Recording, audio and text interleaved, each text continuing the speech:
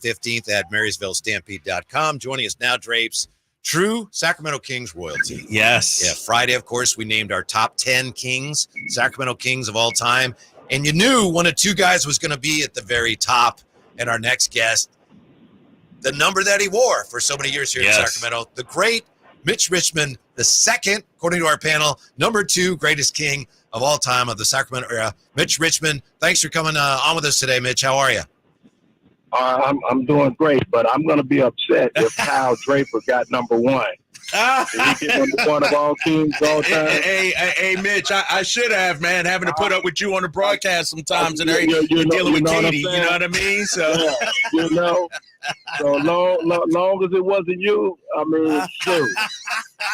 But, you know what I'm saying? Hey, I tell you what, Mitch, hey, I'm going to be honest with you. I love the work that we put in for our top 40, but some of the dudes that got votes, hell, I could have got votes. Like, I should have got some of the dudes that I'm just saying, man. Some of the guys that I'm like, how the hell did that dude get a vote? Like, Well, Mitch, let me tell you this. Kyle says that, but one of the guys Kyle voted for was Marvin Bagley. So how about that? Whoa. Come on, Kyle. Hey, man, I'm a newbie, man. I showed how green I am here in Sacramento. That's my fault. I didn't say it. You did, and thank God you did. Here was Mitch. Here was the top 10 as determined by our night. What do we have? 20. We have about 20 people on our panel. Webb, you, Peja, Boogie, Fox, Vlade, Bibby, Domas, Christie, and Reggie Theus. What do you think of that top 10 off the top of your head? Oh, it's very, very nice. Yeah. Very nice. Mm-hmm. So Oscar couldn't be in it because he wasn't with the Kings, right? It was just Sacramento. Just Sacramento. Yeah. Cool. And you did say Boogie in there? You said Boogie in there? Yeah, he was. He finished 4th on the list. Okay, he's on the list. Okay, cool. Who was 5? Fox? Fox was 5, Vlade 6, Bibby 7, Domas 8, Christie 9, and then Reggie Theus was number 10. All right. Okay, gotcha. Yeah. Mitch. All right. I'll take number 2. Okay. All right, you cool with that? Okay. All right, good. One of the guys on the panel was your friend Henry Turner. I wish I was number 1, but I'm number 2. But okay, I'll take that. I know Henry Turner voted for you. Henry Turner's been raving about you. That's my guy. Yeah, you know what I mean? That's my guy. Yeah. Who was the best player you would say you played with during your time here in Sacramento? Who's your best teammate? Oh, man, you know what I mean? I think, as far as teammates, man, I think I've always, had some pretty good relationships with my teammates. I think I love Wayman Tisdale. Mm-hmm. You know what I mean? Wayman was a good guy. Lionel Simmons also. Yeah. Me and Henry also just hit it off. Walt Williams, Randy Brown, Spud Webb. I mean, I had some really good and OP. We fought a lot, but I still got to put him in there because we always challenge each other. So I got to put OP in there, even though OP, wanted to beat up everybody every day. But he was a good teammate as well. And I had some good ones, man. I had some good guys on that. That playoff team that you guys had, that was a tough team, right? Oh yeah, and I forgot about Brian Grant and the Animal, man. I love playing with the Animal. Brian Grant. I mean, I had some really good guys. I'm missing someone. And I love Tyus Edney, Sharunas. Man, we could go on and on. Even though Dennis Hobson was a good friend of mine as well. And also, what's my man? God dang it, LeBradford Smith. LeBradford. Wow. From the University of Louisville. Yeah. My God. That's right. Yep. Down the University of Louisville. Yeah. Exactly. Yeah. I mean, that's what I mean. We won winning many games, but we definitely liked each other. Yeah. Hey, Mitch, doing this exercise, man, it let us, gave us an opportunity to deep dive into the numbers, the careers, and everything like that. And I look at your first year in Sac after coming over in the trade. Like, you guys had 9 first-year or second-year players. It had to be tough, man, going from Run TMC to, you got to rebuild and be the face of the franchise. What kept you motivated to perform night in and night out? Man, that's a great question, because I can remember that situation when I got traded there. Just going over my whole career, like before that time, before I got to Sacramento, I had never lost a season. I had a really bad season. So knowing, coming from Golden State at the time when we were established and we felt like we only needed a few players or one big man away from really kind of opening that thing up, or a few players away. Then I got to Sacramento, and we had young talent. You know what I mean? Mm-hmm. They wasn't bad players, but they were just young. And at that time, we were playing against grown men. At that time, you was playing against guys that had full facial hair and had a bald spot at the top. You know what I'm saying? So, these was grown men. And so our team, we had to learn how to play together. We had to learn while we're doing that, we had to learn each other. And it was really tough, really difficult. But what kept me motivated, man, my whole thing was I wanted to be consistent. I had a great 4 years, 3 years at Golden State, averaging 20 something a year. I couldn't say, man, it was easier thinking getting ready to play each and every night. It was really difficult because I was, my head was somewhere else at the time, but I still know that I was playing a game that I love. So I just said, man, I want to be as consistent as possible. And I don't want to I don't want to see people like, oh yeah, he fell off. So I just wanted to be able to, establish that I could still do it anyway. As far as shooting, Mitch, and I like to ask guys who played before the basketball went so 3-point crazy. You were a 39% 3-point shooter for your career. And with the Kings, I know they moved the line a little bit around, but you were a 40% 3-point shooter with the Kings. If you were playing now, how many threes a game would you be taking? Oh man, I mean, a lot. You know what I mean? No question, a lot, because the game is warranted that now.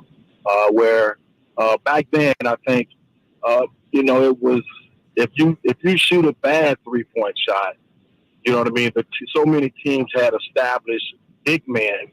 They were going down and they're posting their big man, and you take bad shots, you're either gonna give up a layup, or you're gonna go down and get an and one or whatever like this. Teams took advantage of those bad shot situations. But I think now, and not knocking any guy, because I still love to watch the game. Everyone is launching threes, so the game, if you're up 15 or 20, you can come back very easy because everyone is about putting up how many threes we can put up today, and if we have a great percentage, we give ourselves a great opportunity to win. So it's just the style of the game has changed, and it's more of the outside, more of the 3-point shot that the guys are taking now.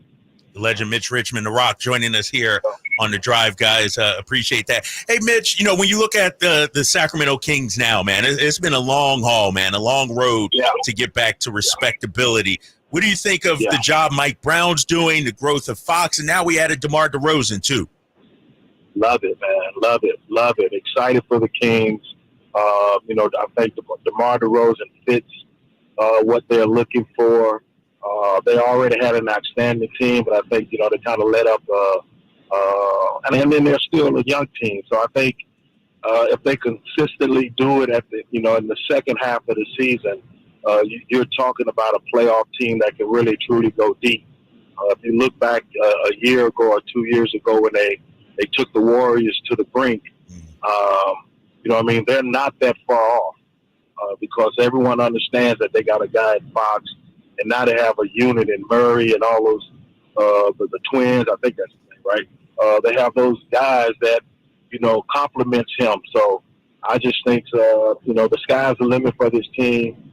And I think they needed that vet like DeRozan to come in and really kind of solidify the team. So I think they're in a great spot. Mitch, as we were just discussing, now the NBA is much more perimeter oriented than it used to be. But your Run TMC teams, I mean, you guys were a little smaller, really good shooting team with Don Nelson running the show. Were you in some ways maybe one of the forerunners of the type of basketball teams play now? Yeah, I think so. You know, we were that high power scoring machine where we had three guys that all averaged 20-something points. And the only way we could play that way because we had, three guys, and not only us three, we named ourselves Run TMC, or the fans named of Run TMC, but we had other guys that really could put it in the hole. Sharunas was coming off the bench averaging 13, 14 points. We had a lot of great scorers that was coming and really kind of helping. And so the only way that we can play and keep everyone happy, we had to play fast and move the ball and share the ball. And that was the number one thing. We had to share it and take care of it. And that's the one thing that Don Nelson was preaching. If Tim gets the ball, we want you guys still in the lanes. And if you didn't have it, you get a shot from someone else. And then we had a thing sometimes in games. Tim was the only guy that can kind of dribble more than 3 or 4 times.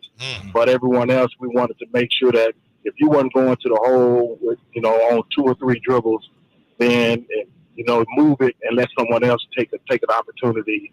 Just move your body, keep moving your body, set fix, set and drag. So we were doing all kind of things like that, and it really kind of opened up our game a little bit because we practiced that way. And so and sometimes, we didn't even run plays. We just ran a motion offense that we do each other, and we practiced that way. So it was the best way for us to play because Mully was averaging, I think, 27 that year. I averaged 25, and Tim averaged 23. So we had it was a fun time. So teams couldn't scout you. Teams couldn't know what you were going to do on offense because you didn't know what you were going to do necessarily, right? Yeah. We knew what we knew what we were doing, but we didn't know we was doing it at all different spots. Yeah. So how how Nelly, orchestrated the offense. At times we would practice, and I would play the 5 at times. They would move us all around. So if we're in a position and we're running the floor and we're in that 5 position, just stay there, and we'll get to our motion. Set a back pick to get the big man to the post. And then we just start running our motion. So we ran our practices where we knew each other, where everybody was going to be. And then once we got Tim Hardaway, it was just everything opened up because he was such a guy that really put pressure on the defense. And then it was whoever you wanted to double. So if you doubled myself, Mully and Tim was going to have a good night. If you doubled Mully, I was going to have a good night. And so it was very hard to scout. Hey, Mitch, you brought up, your time, obviously, with Golden State, Run TMC, 3 stars. Right. I look at what Sacramento has with Domas, now bringing in DeRozan and De'Aaron Fox. How does that work? Like, how can those 3 work? Does somebody have to take a step back? Does somebody have to proclaim themselves to be an alpha? How did you guys make it work, and how do you think the Kings can make it work? Well, I think when you respect the other guy, only thing that does is really push you because you want to be the best at your position. Chris wanted to be the best at his position, and Tim wanted to be the best. And we had to work together to make it look authentic. We had to make it, work to not make it look so crazy. If we played motion and it was just Tim taking the shots, then we don't need to play motion no more. We need to put a set, that we could put in and everybody kind of, do their thing. But I think it truly can work, especially today because everyone is playing a little faster and it's a little bit more wide open game. It's not as the grueling and stuff like that. So you can really cut through the lanes and make everybody move their body. So, and I think, Kings have more than that, with the young player that's been coming on the Twin, and they got a great bench. So the only way that they can play, you got to play fast because you got so many players that need to touch the ball. Mitch Richmond with us. I'm wondering if you had any comment on what Anthony Edwards said recently. He said that in the Jordan era, he said, Michael Jordan was the only one really that had any skill. I know Magic Johnson has clapped back at that. Obviously, it's dead wrong, but I'm just wondering what your comments would be on that. But you know what, man? I think, You know what? I hate the debate right now going on. Who's better, LeBron or Michael? Because it's really kind of disrespecting the older players. Because it's more the fans driving this issue of who's the better, who's the GOAT, who's this. It's different eras. You know, if the older players say that like Michael, then they're saying that they're hating on the young players. Mm-hmm. So it's a revolving door that you really kind of never get out. Mm-hmm. You know what I mean? And you're never gonna figure out who is right. The best anyway. We only can say that we know who's the best, but they're never gonna play each other. And it just really I just hate to knock one player down to put up another. You know what I mean? And I think with Anthony Edwards, he's just a young player that really probably didn't watch a lot of that era. You know, he was too young. I mean, his favorite player is Kevin Durant, and in his era. So, you know, you just look at the players that you just wish they knew a little bit more of their history, who came before them, because there's so many great players that played this game that really don't even get recognized about it. So it just hurt that, you know, a young player that would say that about someone that came before him to give him the opportunity that he has now. What a diplomatic answer. I know, that was good, Mitch. Great answer. I can tell he's did some TV work in the past. Look at him. Yeah. You know, you got to, because I mean, come on, man. Because it's a difference when you talk to your boys and everything, but it's just pretty much disrespect, man. That you wish that he could really take that back and understand that it was so many great players that played before. Mm-hmm. That's all. Yeah. Hey, Mitch, take me back when you were playing. Yeah, obviously Jordan. You had Gary Payton. You had Larry Bird. Like, tell me some of the biggest trash talkers. Were you a trash talker at all? I don't think you were, but you know, I know you went against some. Yeah. I never was a trash talker until, you know, you got in the heat of the moment. Somebody started talking to you, but you know, people always ask me this question all the time: Did Michael talk to you? Did you guys trash talk each other?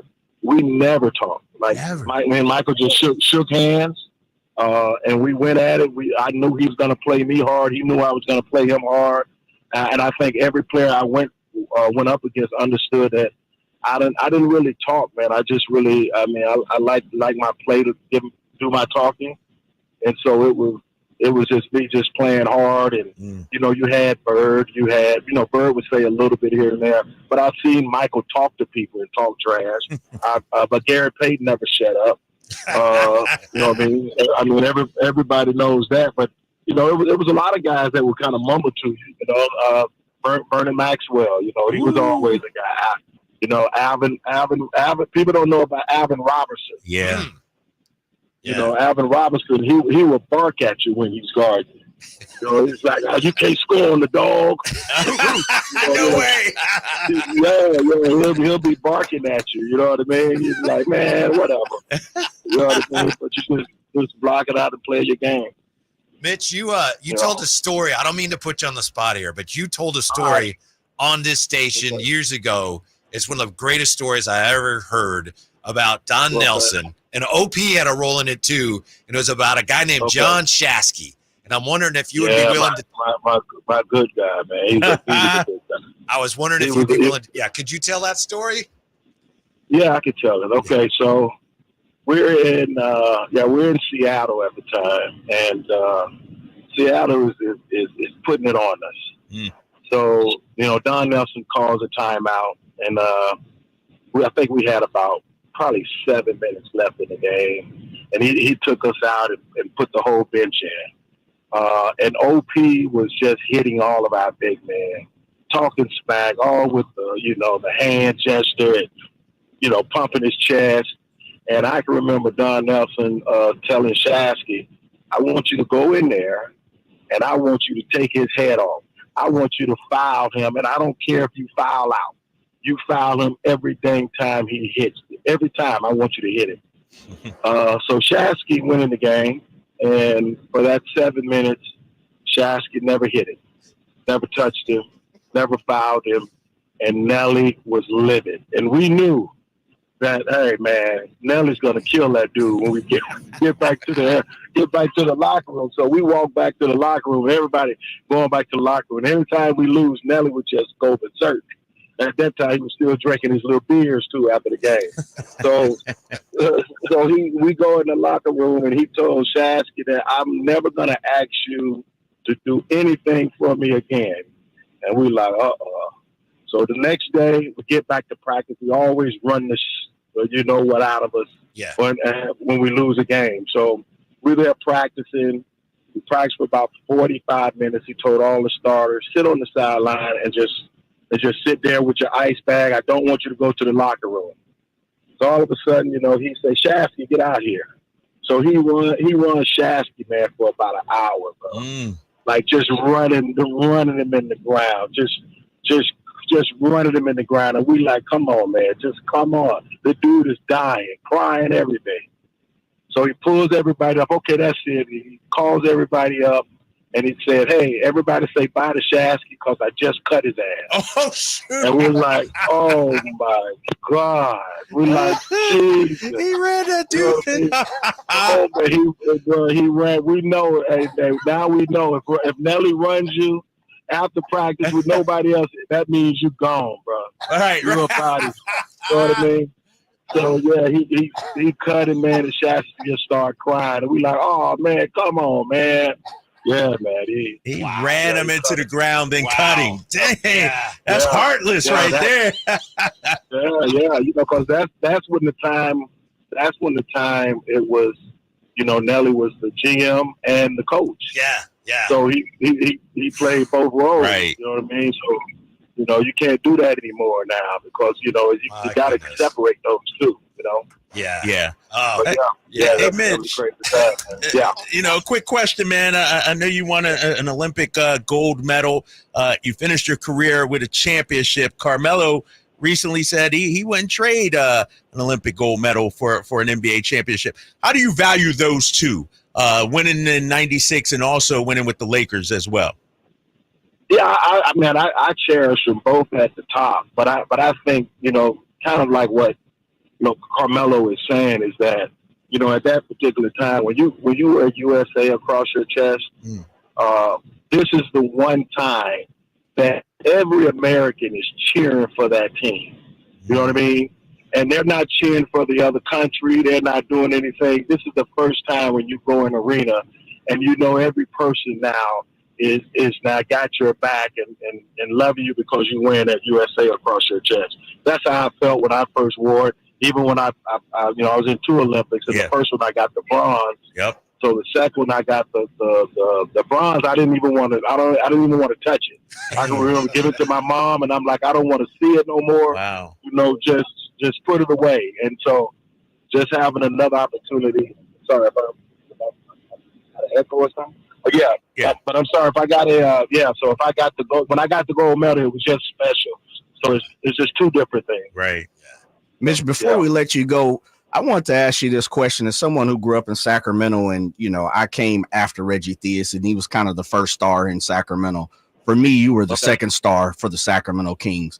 I just want to know, did you ever feel that pressure of like carrying the whole city on your back, or was it just more or less, I'm just going out here to play basketball? Yeah, I mean, I knew that the city, and it was great to hold on, man. It's an echo. I'm sorry. Let me get out of the way. But yeah, I knew at that time that I just needed to play ball, man. It was a game that I loved to play, and if I play hard, play aggressive, I just I had to let it fall where it may. You know what I mean? And we would lose games, but that pressure didn't really bother me. But I definitely, it bothered me at times when we wasn't winning.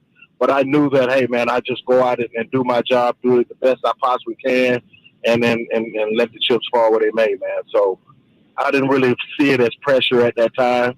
It was just knowing that I was going to play hard, and that's all I can go on. Thank you, Mitch. We really appreciate you coming on. You're too generous with your time. We will talk to you again soon. Thank you very much. All right, Mitch. All right, you guys be good, man. All right, man. All right. I'll catch up. All right. Yeah, the one and only Mitch Richmond. Isn't that a great little peek into what NBA life is really like? Yeah, man. Don Nelson. Yeah. How about that? Yeah. The first time he told me that story, we're doing an interview, and Nelly came up and he goes, "Oh, let me tell you a story about Don Nelson. This is what his story like." Yeah. That's Incredible. classic. Yeah. Oh, man. Ah, Number 2, Mitch Richmond. I think he would have liked to have been a little higher on Yeah, there. but he wasn't salty about it. Right. He wasn't Right. salty, so good for him. Was he salty when you first told him, Jay? No. Mitch wasn't. Yeah. I mean, how much higher can you get? Right. There's only one spot, but I get it. He's a winner. He Yeah. wants that one. Yeah, he didn't want that bronze medal. Nah. When we come back, which team's fans are the most optimistic about the new NFL season, according to his survey? It's not 49er fans. Okay. The answer is next on Sactown Sports.